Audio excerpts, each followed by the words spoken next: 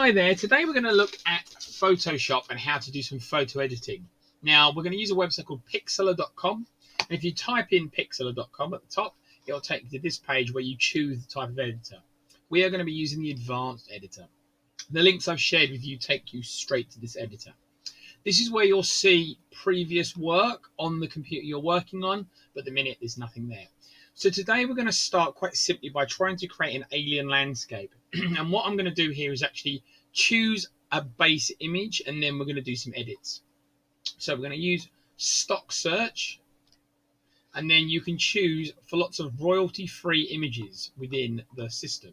So I'm just going to type landscape, because that's what I want. And then it's going to give me loads of landscapes. So what I'd like you to do is choose one of these landscapes. I do not mind which one you pick, but it's one we're going to alter to make it an alien landscape. So I'm just going to pick this one.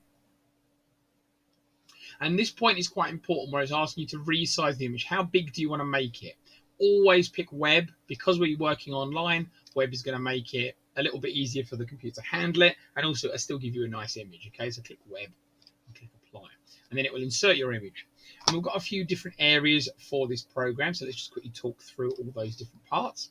So over here we've got a navigation, shows you where you are. We've got layering, which we'll come on to later. This is the history, so these are the actions you've taken. You've got some menus at the top here, and then we've got our tools over to the left. Okay, so I'm going to take you through just a couple of little tools, and then I'm going to let you explore to try and turn this into an alien landscape.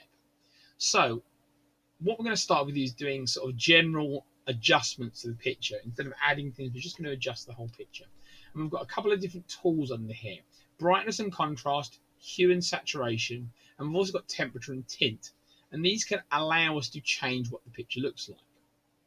So I'm just going to have a look at each one, and I encourage you to play around with these when you're working. So hue and saturation. So hue, when you move it up and down, it changes the colors. So it sort of swaps the colors around. This is the hue and saturation. Saturation makes things more vivid. So the more saturated it is, the greener things become in this example, or the duller it becomes. Okay, so you pull color out. Okay, that's hue and saturation. And then you've got brightness and contrast. So brightness is how dark or bright the image is.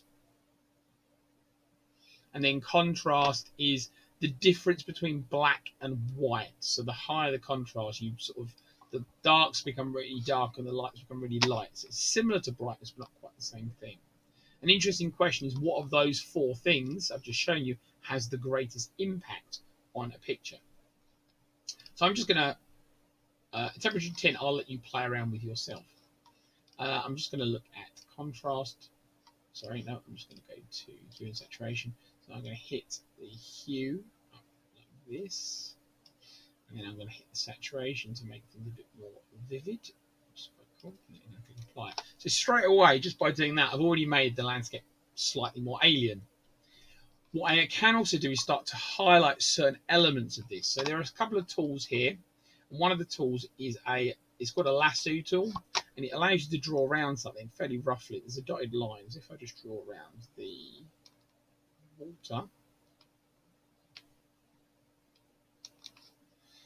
the water, I've selected an area, and then what I can do is, when I have my hue and saturation, I can adjust just that area as well.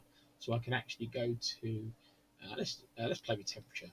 And if I pull the temperature up, I've now just altered that aspect of the picture. So again, I'm just playing around with the colors. So you can use different parts of the tools to play around with just the colors of the picture. What I encourage you to do is to start playing around with some of the tools as well, to see what other things you can do to alter the picture. If you hover over the picture, it will tell you what it can do. What I encourage you to do is have a look at some of these ones. Liquify is quite interesting. And then you've got blur, smudge, and sharpen. They're interesting as well. And you've also got some drawing tools as well, which you might want to have a little play with. Try not to worry too much about those this week, because we're going to do more with the drawing tools next week. Now, the last thing I just quickly want to show you is how to save. Now, as I said a moment ago, if I click the home button, it does show you the work that you've got saved. This means you have to use the same computer each week, okay, and also hopefully not clear any of your temporary files and things like that, otherwise it will vanish. To be safe, it's worth saving your work. And to save your work, click File, click Save, of course, and then there's some options. Now, when you're finished your work, you can choose one of these three, normally JPEG or PNG. Okay, these are good pictures, picture formats. This one, PXD, saves in a file format that means you can reload your work and then carry on with it. Okay, so you click download and then save that somewhere where you can find it in the following week. So you should really save your work to your computer.